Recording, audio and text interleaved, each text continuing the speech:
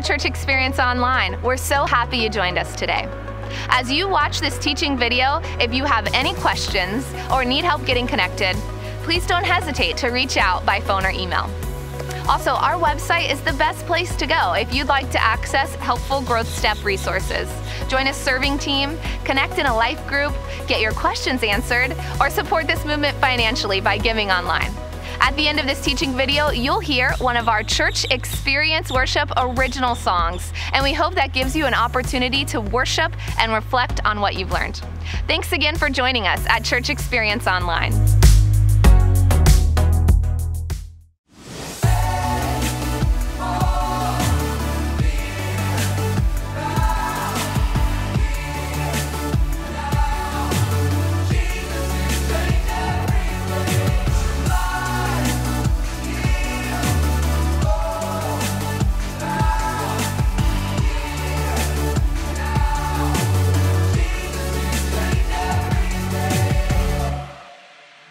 Hey, I want to just start by scrolling some pictures for you of what this place used to look like before it got a renovation, a major renovation. And you're going to see some before and after. If you can kind of discern which ones were before and after, I think should be pretty easy because there are a lot of people in this room put in a lot of effort. In fact, I would love just to appreciate and thank those of you who went without sleep. You neglected your own houses, your own cars, maybe sometimes your jobs so that you could be here. And late into the night, I want to thank you guys. In fact, everybody who helped out getting this space ready, would you just stand up? There's people sprinkled throughout this room. Can you just stand up? Come on, stand on your feet. Can we thank all these guys? That's awesome. Thank you guys so much.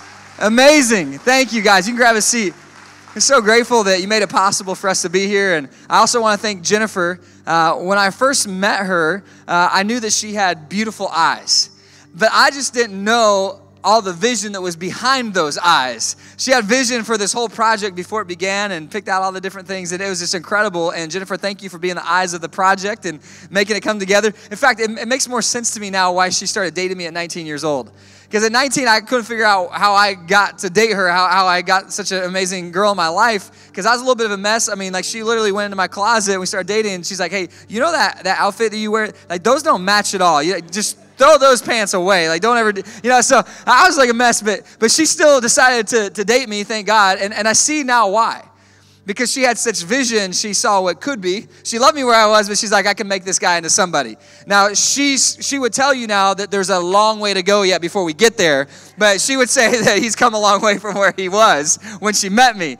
And, I'm having some fun, but really what I wanted to say that is because what I love about Jesus is that he loves us where he finds us, but he loves us so much that he doesn't leave us there. See, he loves us even when we've ignored him, when we've neglected him, when we've rebelled against him. He loves us. When we've wasted years and when we've missed opportunities, even trashed our lives, he still loves us and cares about us. Kind of like a loving parent who looks at their 1-year-old sitting in their high chair on their first birthday and tearing through that birthday cake, and they got it all over their face and all over their hands. They're just a terrible mess, but that parent still loves that little child. And the Father in heaven, he loves you so much, and Jesus loves you so much even when we've made messes. And I put that there in your teaching notes. I'd love for you to write it down and never forget it. That Jesus loves me through the messes I make. He loves me in the middle of my messes. He loves me so much, and he loves me so much that he won't leave me there. That he's always wanted me to change and to grow and mature in my faith.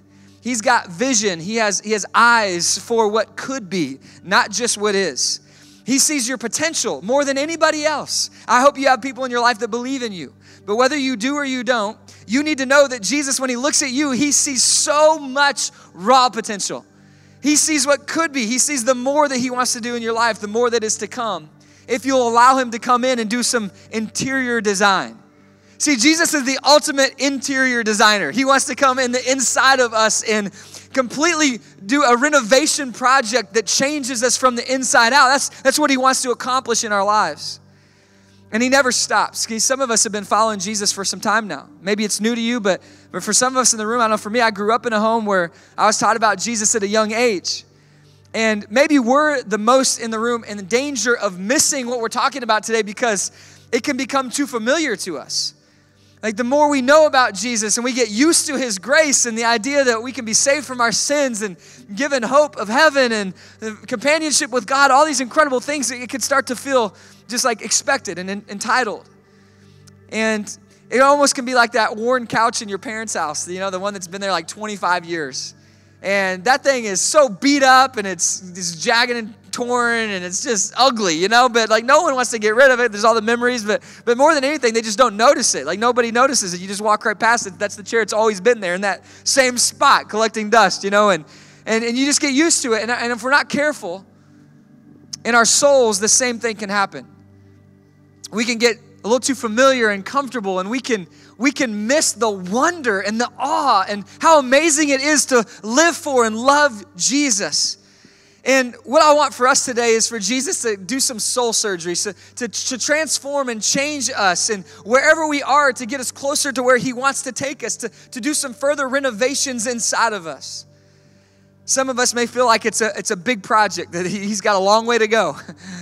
You know, I'm thankful I'm not where I used to be, but man, he's got a long way to go. And I want to encourage you today, because I think Jesus would look at your life and maybe he would agree with you and say, yeah, there is a long way to go, but that's just because I believe in you so much. But listen, you're not where you used to be, and you're not where you could be. You could be in a much worse place, but you're seeking him. You're here today. You're worshiping. You're reaching out. You're trying to learn and grow. And I think that God would want to encourage those of us in that spot today. But most of all, I'd want you to know today, as we jump into this message, we're going to look at this incredible story today of how Jesus transformed the lives of two people who are desperate for him. And as we look at this story, I just want you to know something, is that Jesus changes everything. And he can do it in a moment. And he'll do it for a lifetime if you'll allow him. And I don't know what it is today that you hope that he will change. It might be a marriage that you hope that gets better. It might be seeking wisdom for parenting or a job or a future. It might be some goal that you're going after. It might be a sin in your life that you can't get out of, and those chains are holding you back. I don't know where you need to find hope or let fear dissipate in your life, but Jesus is the one who can change everything. That's the answer. That's where we're going. I'm giving the answer on the front end. But we're going to go on a journey together. And I hope it's really helpful for you today. And we're going to look at the story of these two people in need of Jesus in Matthew chapter 9. This story, interestingly, is told in 3 different books in the Bible. Matthew, Mark, and Luke all record this story that Jesus had, this really interesting interaction that he had with two people. And I just want to go ahead and begin reading this to you in Matthew chapter 9, beginning in verse 18. It says, talking about Jesus, while he was saying this, so he's speaking, it says, a synagogue leader came and knelt before him. And he said, my daughter has just died, but come and put your hand on her and she will live. Jesus got up and he went with him, and so did his disciples. Just then a woman who had been subject to bleeding for 12 years came up behind him and touched the edge of his cloak. She said to herself, if only I touch his cloak, I will be healed. We'll come back and finish the story later, but this is a really devastating time for both of these two people. One of them had a crisis that came up suddenly. The other one had a crisis that had been building for 12 years. This woman had a bleeding issue that she couldn't fix. She tried to solve it in any way that she could and seek help, but there was nothing that she could do, and it was a huge problem in her life. And then you have a ruler who has a daughter that was dying and has now died, and he's got a huge crisis in his life because the one that he loves has just passed away.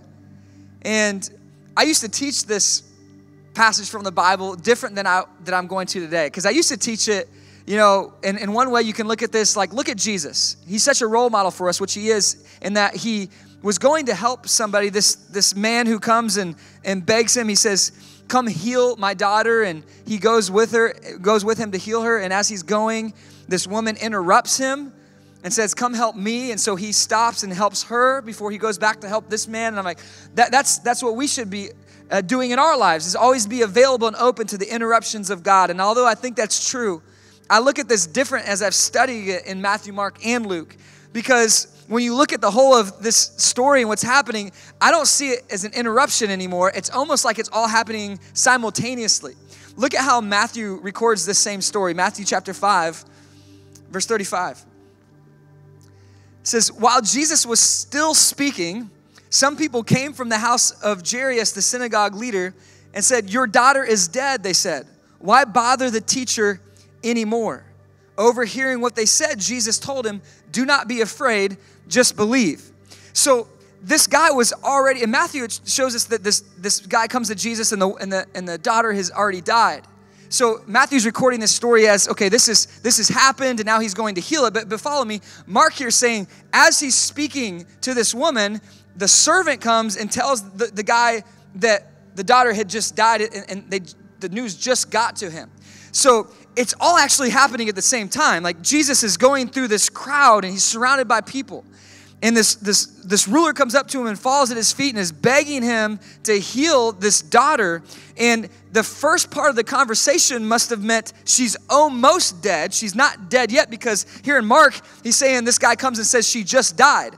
And they're already in a conversation. So check this out. So Jesus is talking to a man who's saying, my daughter's dying. Then he's interrupted by this woman who touches him and reaches out and she's being healed. And then the servant comes and says, hey, she just died. Don't bother him anymore. And then Jesus, while he was still speaking to the woman, says, hey, don't give up faith. I'm going to heal her. So all this is happening at the same time. This is chaos. Organized, divine chaos. I mean, it's just crazy. And people are being healed and people are being given hope and, hey, don't give up. I'm coming. And you, I'm just telling you, just have faith. Your faith has healed you. He's in the middle of this beautiful mess. Why is that important? I think it's important because I love the biblical stories where Jesus goes into the garden and he prays by himself. He goes up on the mountainside to pray. He goes on a walk on the lake. You know, he has these magnificent moments with God where it's just the two of them. The Father and the Son, you know, they're tight, and he's got these. We have this beautiful prayer recorded in John 17, and there's these moments of solitude and connection that's just so serene. You know what I mean? It's like that almost feels like that's the goal of my Christian life. If I could just have some devotional time, we even call it that time with God, reading the Bible and prayer. We even call it like quiet time. It's like that's the goal. If I could just have some quiet time with God, if I could have some quiet time with Jesus, and man, that's crucial. That's so important. I think you should begin every day that way. But what I like about this, it's strangely comforting, is that Jesus is in the middle of a mess and he's still loving people and ministering people. Because I'm asking the question, I know I can meet with Jesus in the solitude, but what about in the busyness? What about in the brokenness? What about when my life is not going how I want it to, or when I'm not there yet, or when I'm struggling, or there's pressure and I have anxiety and I'm discouraged? What about those moments? Is Jesus in those moments? Can he be powerful there just like he can be powerful, you know, on my bedside with my nightstand and my devotional book? Can he be there and be in my workplace and in my neighborhood and in my family? Like, can Jesus go with me into the problems? And the answer is in your teaching notes, and I hope you'll write this down and think about it, is I can. Maybe you want to circle that. I can experience. It's the idea of our church to help more people experience life in Jesus. I can experience and extend Jesus' love even in busyness and brokenness. I need to know this because I get busy. I don't know about you, but as soon as I leave that time with God in the morning, I find that my day has already gotten busy. As soon as I look, there's all kinds of messages and there's problems and there's needs and there's things I'm thinking about that I didn't do yesterday and things that are coming tomorrow that I'm tempted to be worried about. And it's just helpful to know that in the brokenness of life, in the imperfections of life, Jesus is there. And he's there ministering and loving on people and caring about people. And, you know, I think I'm learning more over time that it's in the trials. It's in the trials, it's in the adversity of life that Jesus does some of his greatest work.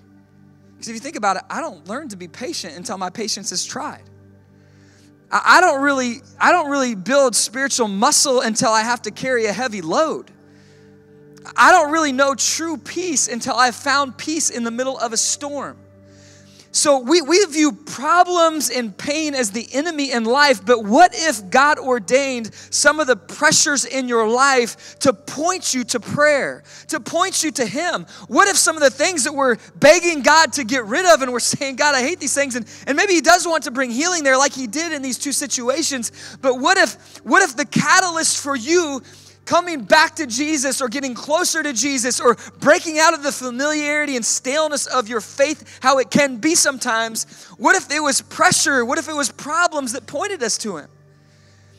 And both of these people experienced Jesus in this crazy crowd and the chaos and problems, and Jesus was there loving on them. And I think, as we mature in our faith, I think we learn to identify and appreciate God's work inside the chaos.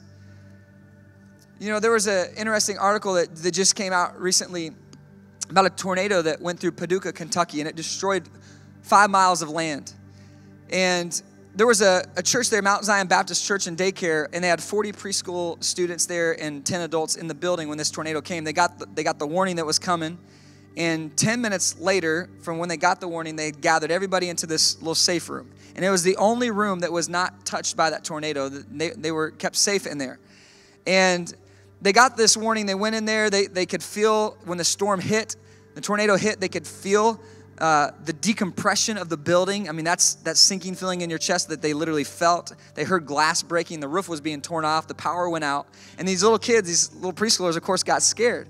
And so to keep them calm, I love this, that they started singing, Jesus loves me, and they started singing, he's got the whole world in his hands, and even though it feels like the world's being destroyed, like we're going to hold on, and I love that. And it says when they came out, the nursery had collapsed, the auditorium had been destroyed, the roof was gone, but this is the part I love, and I want to share this with you. So one of the church attenders, Sylvia Sherry, she said, we just give God the glory. What? We give God the glory, listen, that no one was hurt. Then we're thankful no one was hurt. That's what we're focused on. The pastor of the church, Wes Connor, he said, church is not a building. Church is the people. Buildings can be rebuilt, and frankly, God's going to get glory through this. God's going to give us vision for the future. See, the world can give you a positive attitude. Anybody can say, hey, just have a good attitude. You got bad stuff going on, just have a good attitude about it. That's not what this is. Do you see what they're saying here? See, most people saw destruction when they saw protection. Right? Most people saw destruction and all the mess. They saw a message that God was trying to get through in this, that man, there's going to be a better vision. There's a goal now in the future. God's going to do something new. See, here's what I'm trying to say. Spiritual immaturity identifies a problem inside every miracle. But spiritual maturity prays about the potential inside every mess. And when you're in a mess, when you have a need, when you have a problem, can you feel me? I mean, I think every one of us are in that spot. There's some kind of pressure in our life. It's in those moments that God does some of his greatest work. So come to Jesus. And you know what? That's really what this guy did. This guy whose daughter is did die in this conversation with him. Listen again to that verse we read earlier. You might have missed it. I know I missed it the first time I read it. There's actually 3 things that he does. 3 things that he does. It's going to be our outline there in your notes to say, how can we bring this home in our life? How can we see Jesus change everything in us? Matthew 9, look at verse 18.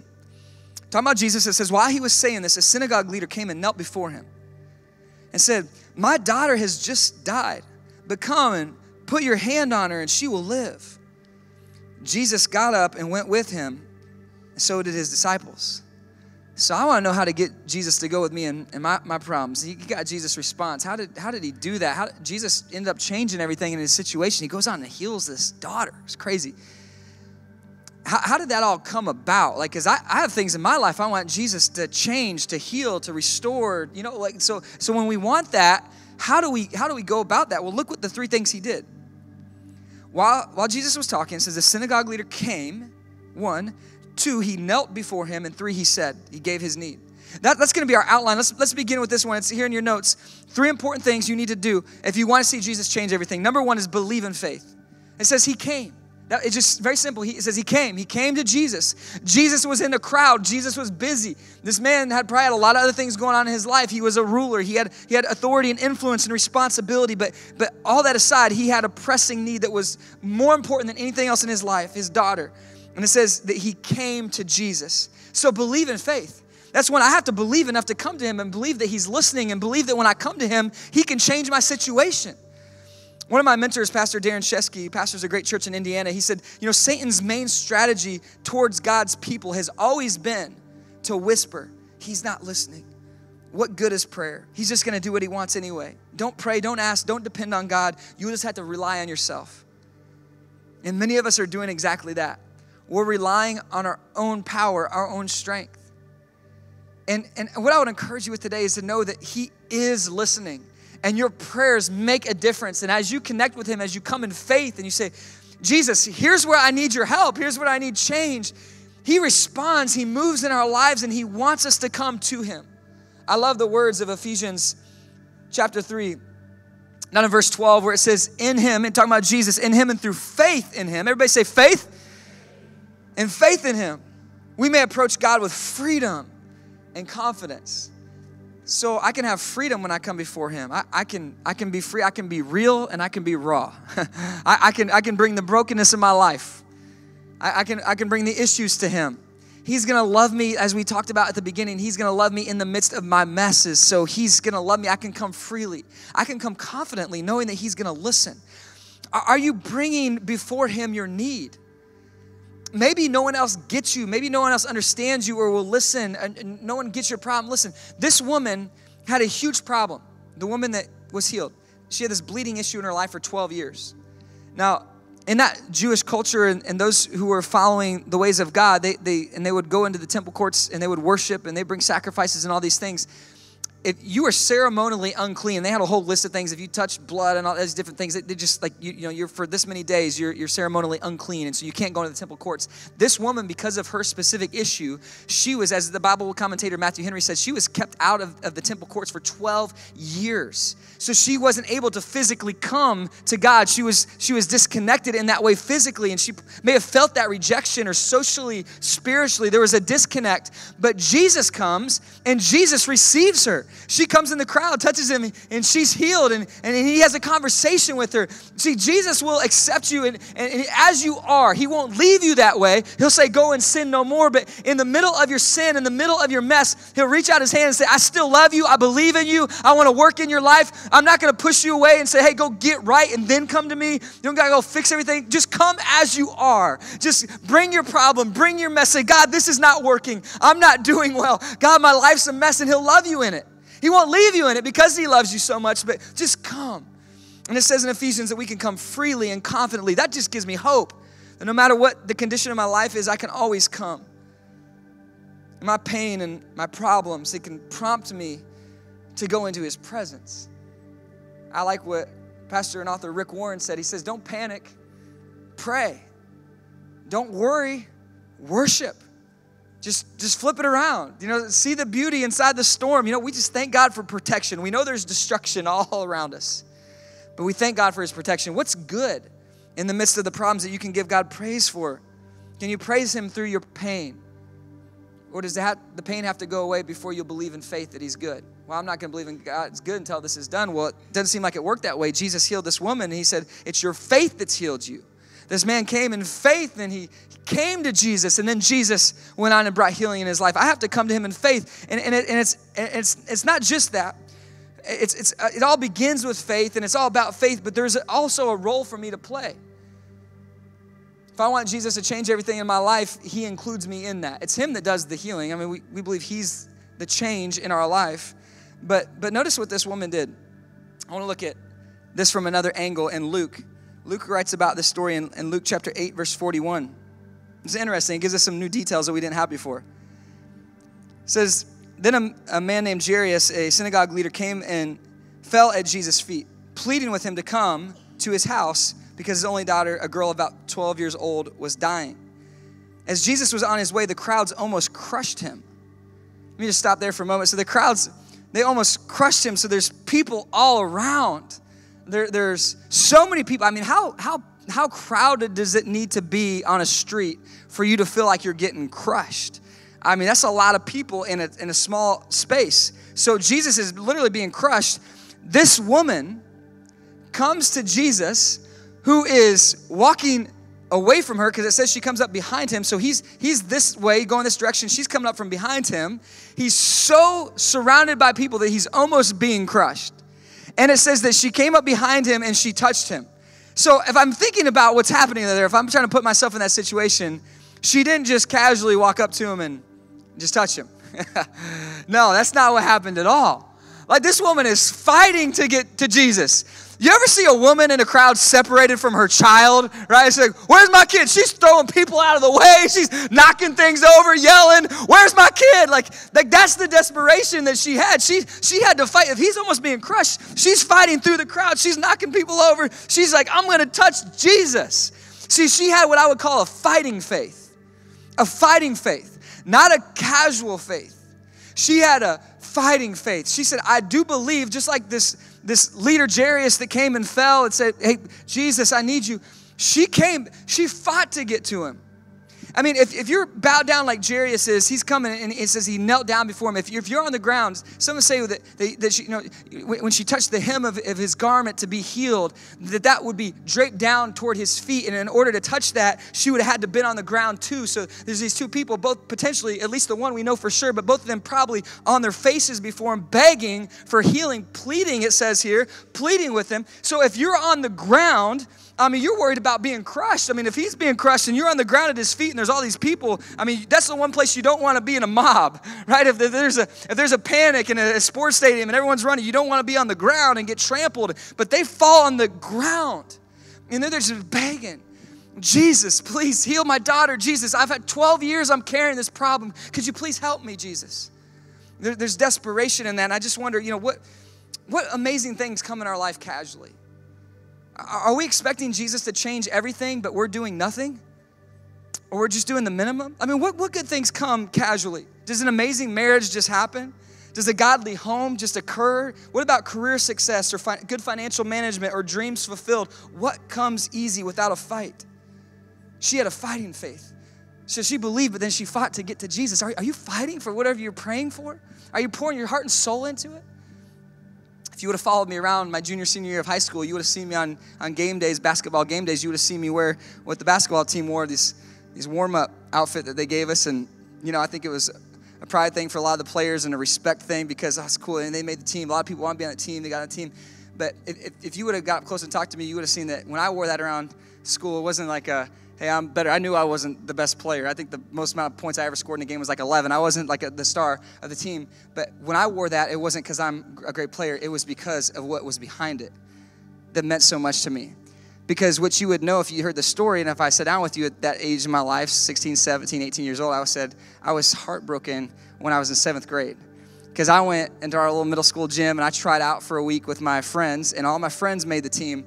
But my coach pulled me out to the side and he said, Brandon, you tried hard today, but you weren't good enough. So I only have so many spots. Got like 15 spots on the team. You're not it. So sorry, man, you're not going to be on the team. And my little 7th grade heart was broken because I didn't make it. I wasn't good enough. And he said that, and I couldn't make it. And then one of my friends, I told my friends, well, I dream about playing varsity basketball.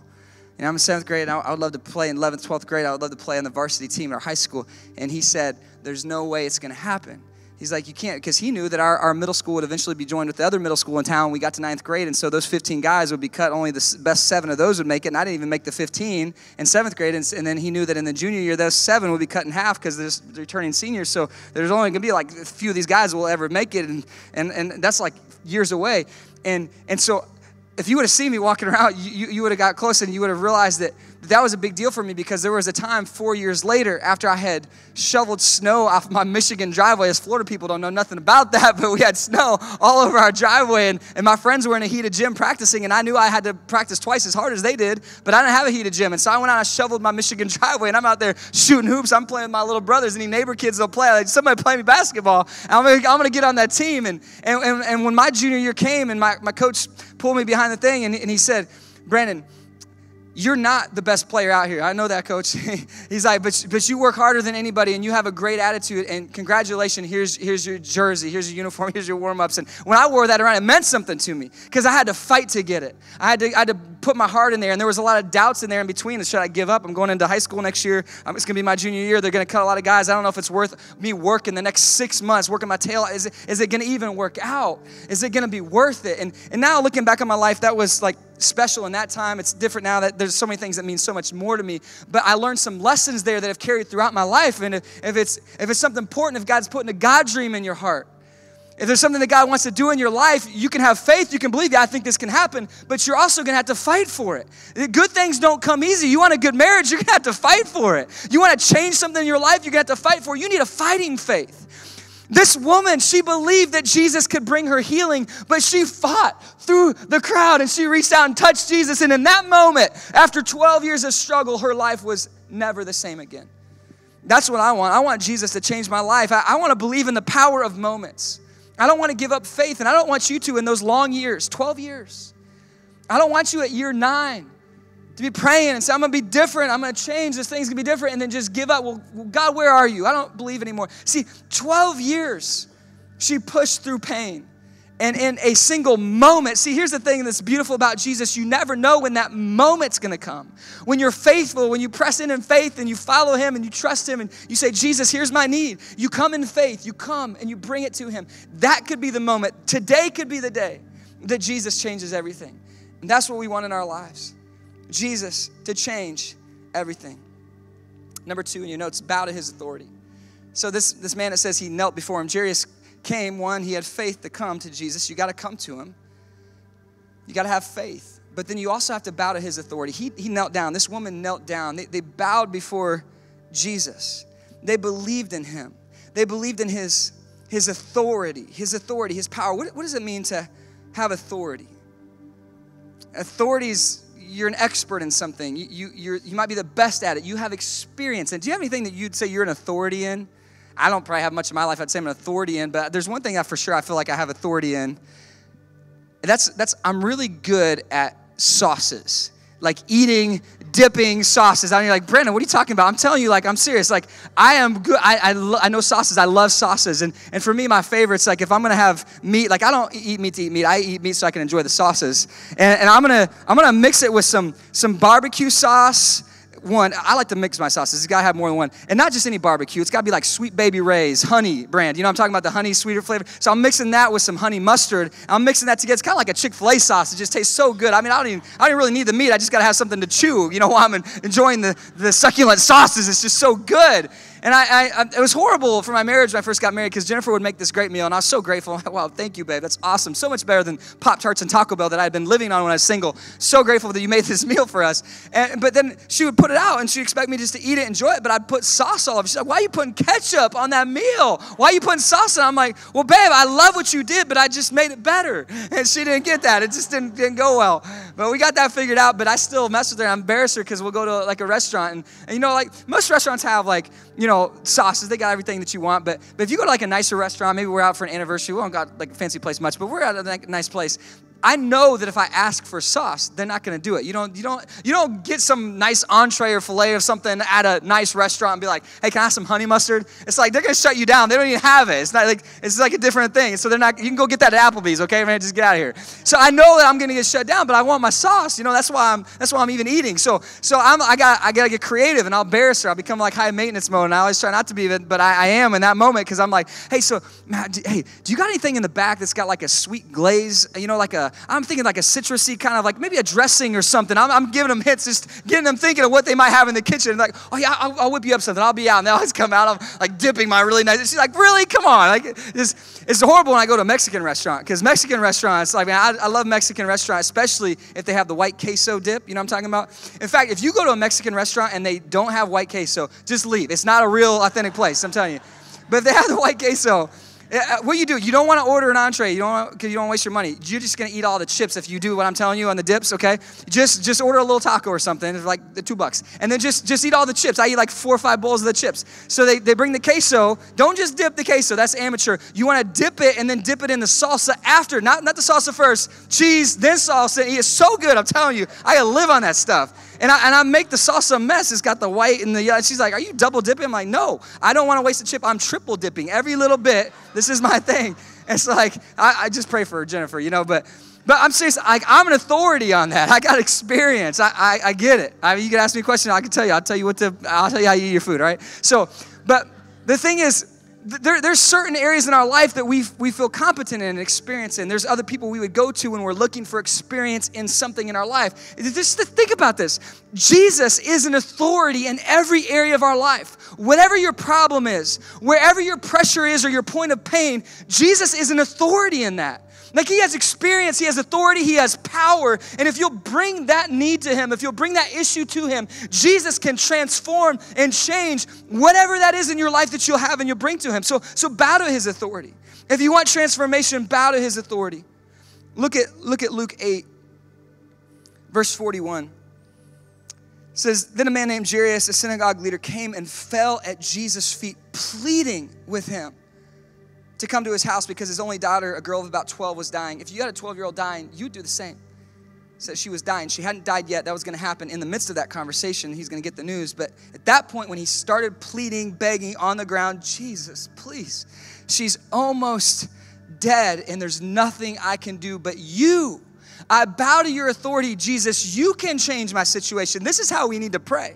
Not God bless the meat, let's eat. This is a different kind of thing. This is Jesus. You are life. You're the bread of life. You're my sustenance. You're everything I need. You're the living water. Like I can't survive without you. Man does not live on bread alone. I need you. I need your presence. God, I cannot have a great marriage without you. I cannot have great relationships. I cannot live above sin and walk in your spirit. I need you, Jesus. And that's the passion we have to have for him if we want to overcome sin in a world filled with it. And here, these guys have the passion. They have this faith in Jesus. He sees that and he responds. Even though he's surrounded, he responds to what they're asking him. You know, interestingly, many people will get sick and pass away in Jesus' ministry on earth. There's a lot of people in his few years that he lived. We don't know how many, but a lot of people would have died. You just know a certain amount per day are dying around the world anytime. And we only have 3 recorded experiences where Jesus raised a dead person back to life. So there was the story of Lazarus, which was Jesus' close friend. You might know that story. There's this story where an affluent, influential guy, or this ruler, Jairus, has a daughter that he ends up going on and bringing back to life. And then on the other side of the socioeconomic scale, there's a widow, a poor woman, whose only family, her son, dies and Jesus brings back to life.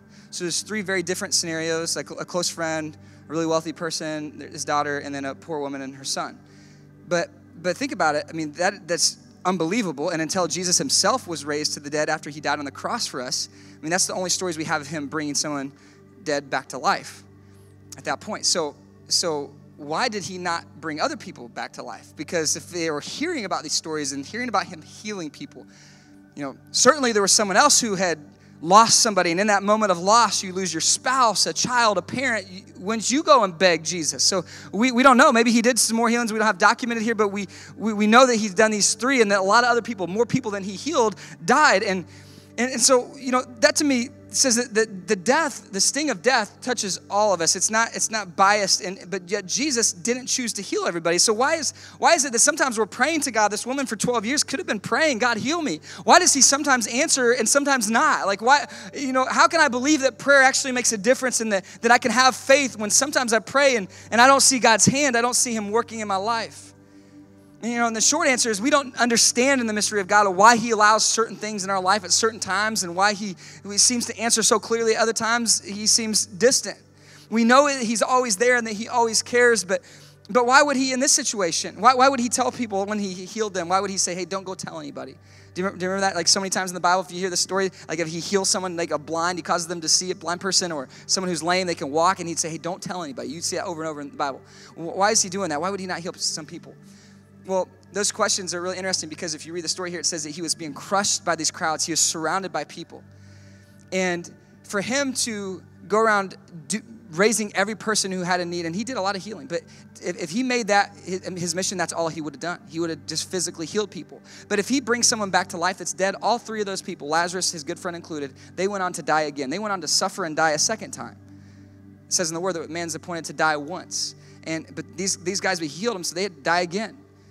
And so that was only short-term healing.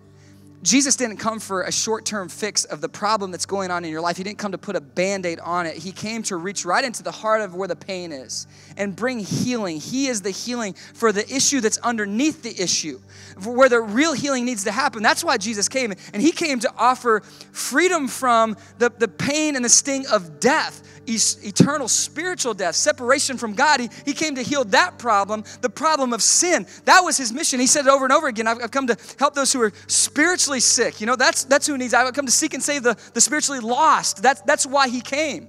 And so that was his mission, and to have everybody constantly crowding him, he could already hardly move in this situation as it was. That would have been his whole world. So he's like, don't tell anybody that. I got to stay focused on my mission. The cross could have come earlier or later, depending on how things would have gone with the crowd, if he's going around healing everybody. And although he did a lot of that, he stayed so focused on his mission to bring a spiritual healing. And we don't know why he chooses to heal us sometimes and not, but we know his ultimate healing he wants to bring, even when he doesn't answer things when we want him to, when we want him to.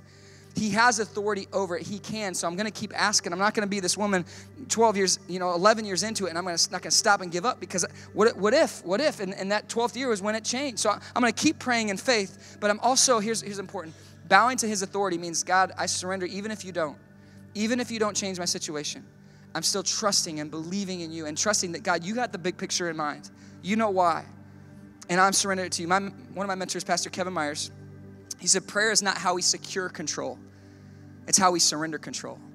It's not like an ATM where I press all the right buttons and tell God what to do. It's like this transactional relationship. It's a personal relationship where he's walking with me through my pain, and I'm saying, Jesus, here's where I need your help.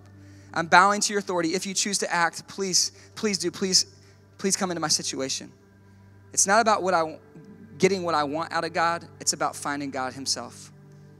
And if we could have that perspective, our prayer life is so much richer. Because some of us, our prayer life, if you were to tally it out, it's really mostly about us asking God for things. We hate to think about it like this, but it really is almost like we're walking into a store and we're just saying, God, give me that and that and that and that and that. Amen.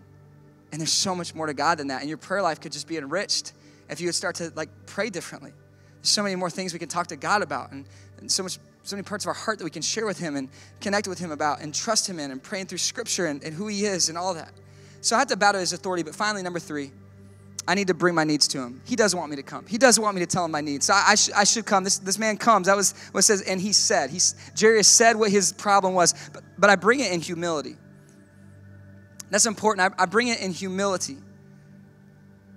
Jesus, I understand that you're the one that has power to act on this, and I can't do it in my own power. I'm out of options. I need you. Both of these two people were out of options. This woman spent all the money she had. In one of the accounts, it says that she'd spent everything, so she was poor and broken. And she says, Jesus, I need you. This man, his daughter's dying. She's dead. There's nothing else that can be done. Jesus was her only option. And so this humility is saying, Jesus, I need you. You're everything to me. I have to have you in my life. I have no other option. Jesus, I need you. Text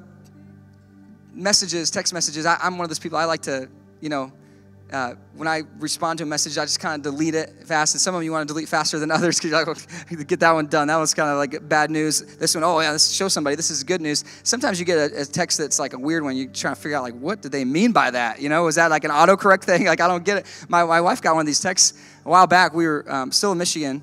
We were pregnant with our youngest, and she got a text from my mom. And she's reading it, and she's like, you know how your relationship changes with your parents as you get older? So she's got a good relationship with her mother-in-law, but it's just, you're close, but there's certain lines. And mom had crossed this line. She texted Jennifer this text, and Jennifer's like, what?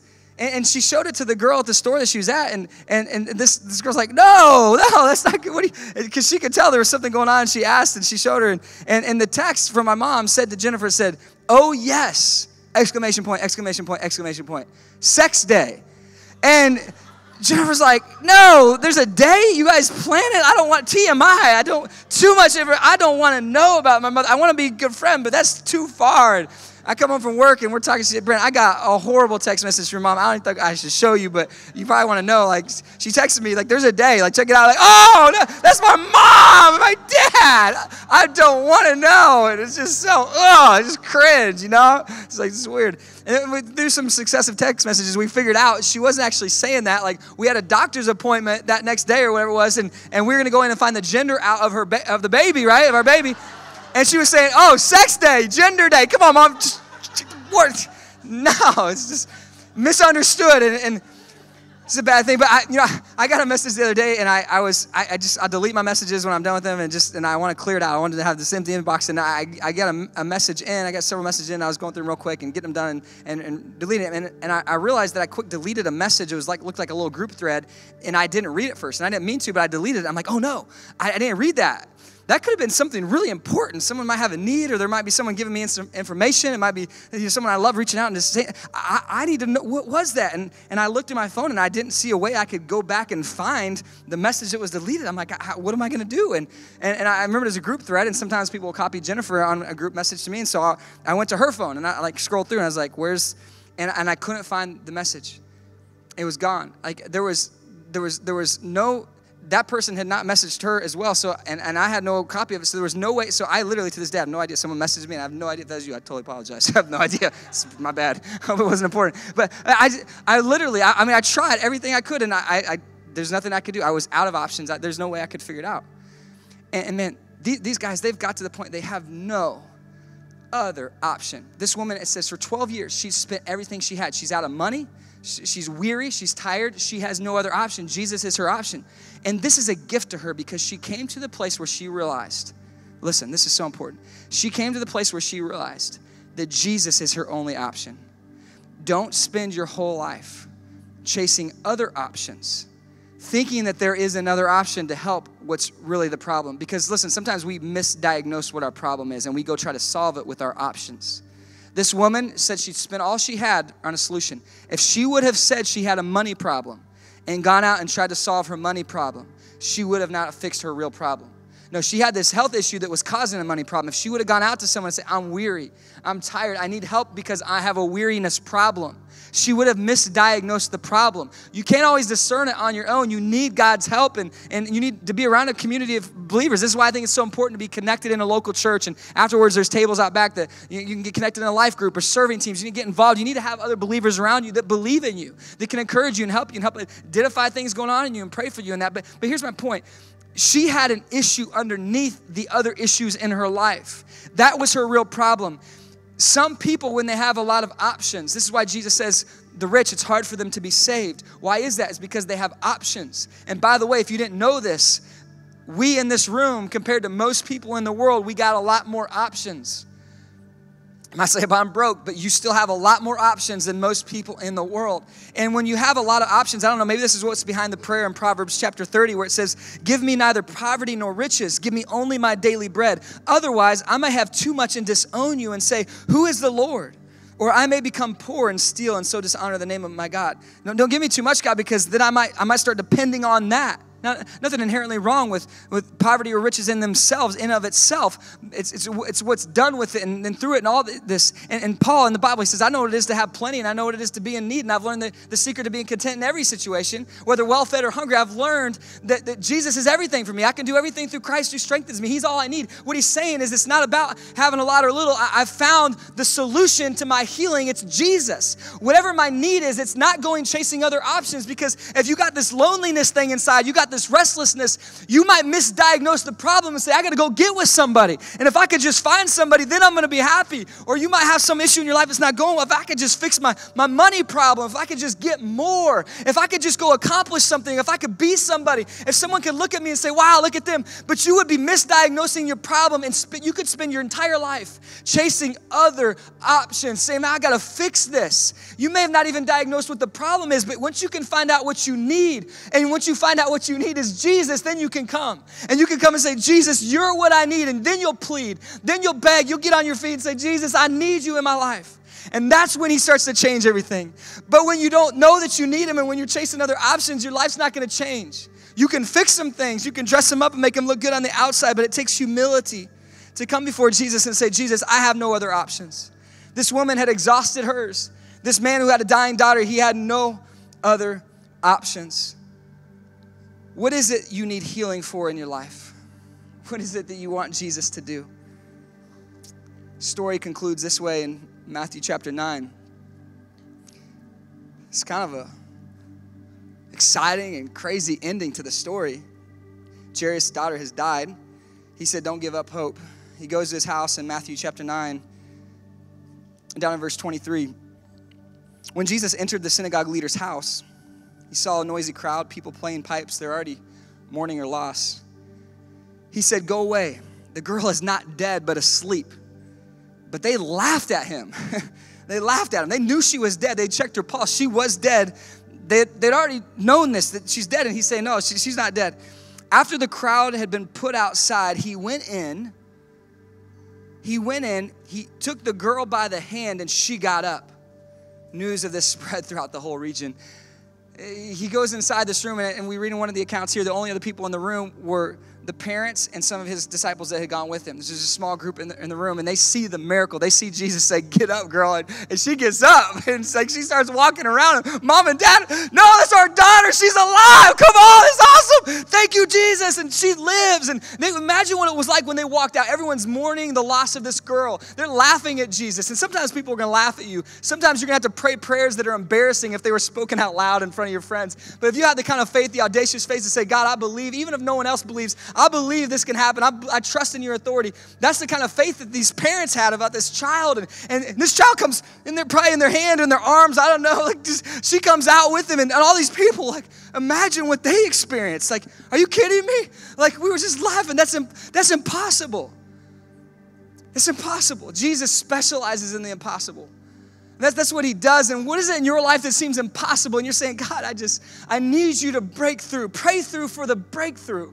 Believe in God that he's going to do more in your life. Trust him. He wants to. I don't know about you. I can't speak on your behalf, but I'll tell you what. I want Jesus to do something great in my life. I want him to do something different. I've been following for a lot of years, but I want tomorrow, next month, next year to be better than this year. I want him to grow me up more. I want to be more in love with Jesus. And I believe he can do that in your life. In your life, I believe it. But you have to believe it. And you have to chase him down with faith that he can do immeasurably more, that he can change everything. See, I titled this message today on our grand opening day, Grand Revival.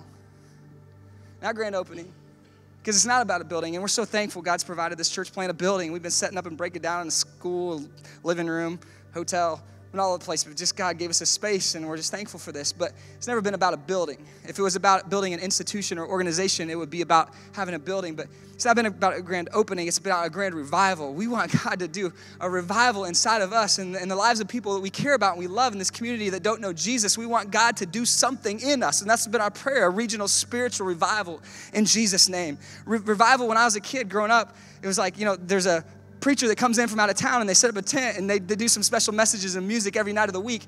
But what's behind that word revival, to revive, to bring back to life, that's what we want. And I put that final question in your notes for you today. What needs revival inside of me?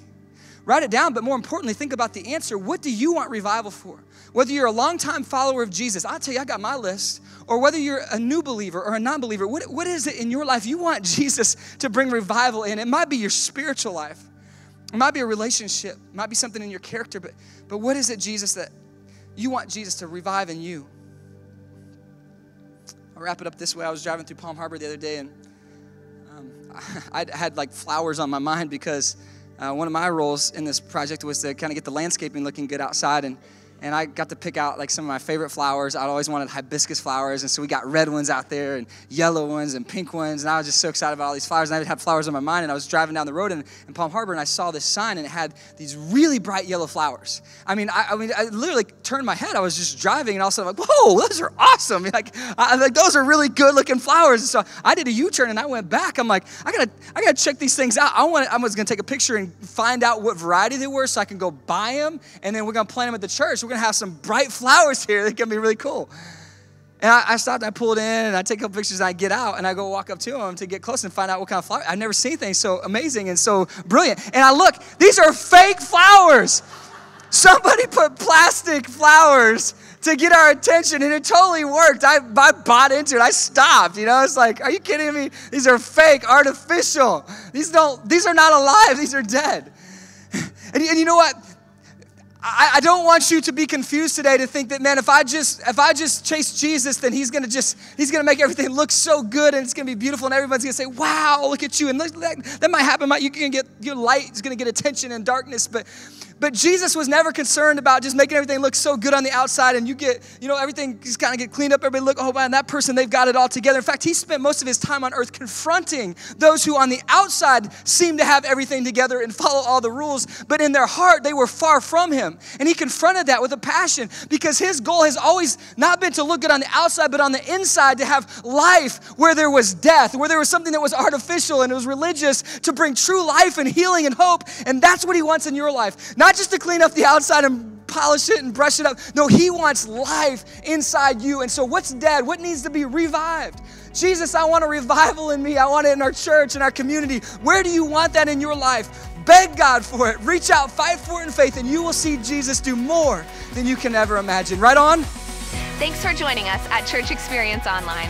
Please don't forget to check out the website if you'd like to get more connected, learn more, get your questions answered, or support this movement financially. You're now going to hear a Church Experience Worship original song, and we hope this gives you an opportunity to worship and reflect on what you learned today.